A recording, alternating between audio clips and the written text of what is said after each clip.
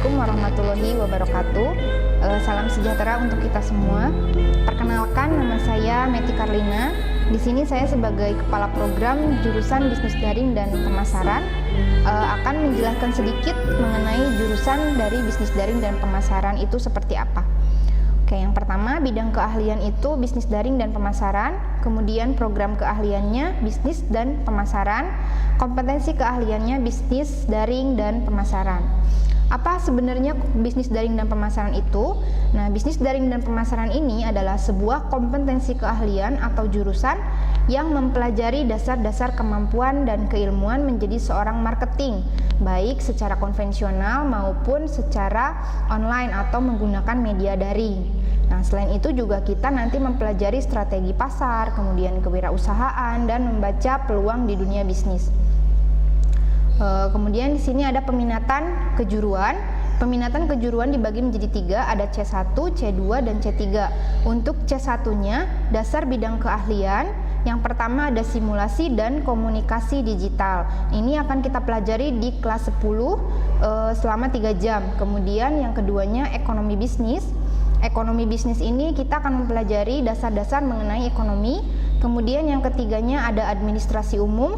Administrasi umum ini nanti akan kita pelajarinya bagaimana tata kelola kantor, kemudian membuat surat bisnis, kemudian pencatatan keuangan sederhana. Dan yang selanjutnya ada ilmu pengetahuan alam. Untuk ekonomi bisnis, administrasi umum, dan IPA itu selama 2 jam mata pelajaran.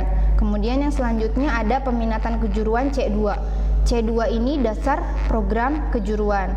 Ada 3 mata pelajaran. Yang pertama marketing, yang kedua perencanaan bisnis, dan yang ketiga komunikasi bisnis. Untuk marketing sendiri nanti kita akan belajar bagaimana caranya menganalisis segmenting, kemudian target pasar kita siapa, kemudian positioning produk yang akan kita tawarkan itu seperti apa.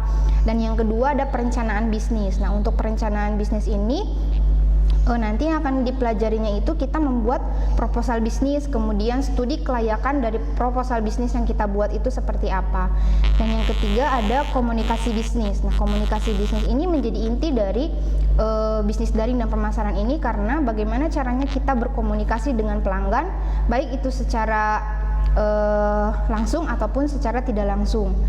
Kemudian yang ketiga itu ada C3, kompetensi keahlian. Di sini ada penataan produk atau display produk. Nanti yang akan dipelajari itu bagaimana caranya kita mengkategorikan barang berdasarkan departemennya.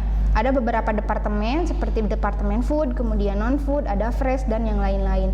Kemudian yang kedua ada bisnis online.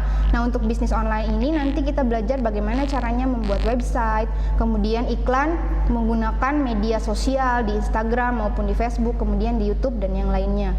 Yang ketiga, pengelolaan bisnis retail. Nah, untuk bisnis retail ini sendiri nanti kita akan mempelajari pengelolaan inventory atau persediaan barang, kemudian pembuatan stok of name. Yang keempat ada administrasi transaksi. Untuk administrasi transaksi ini kita akan prakteknya nanti bagaimana caranya menggunakan peralatan-peralatan transaksi, misalnya untuk mesin-mesin bisnis ya, seperti mesin timbangan, kemudian mesin kasir, baik secara manual ataupun yang menggunakan scanner. Dan yang terakhir ada produk kreatif dan kewirausahaan. Oke, mungkin selanjutnya prospek kerja dari jurusan bisnis daring itu seperti apa? Yang pertama pramuniaga, kemudian ada kasir, kemudian tenaga penjual, ada juga admin gudang, kemudian staf marketing, dan yang terakhir itu adalah wirausaha. Demikian pemaparan dari saya mengenai jurusan bisnis daring dan pemasaran ini.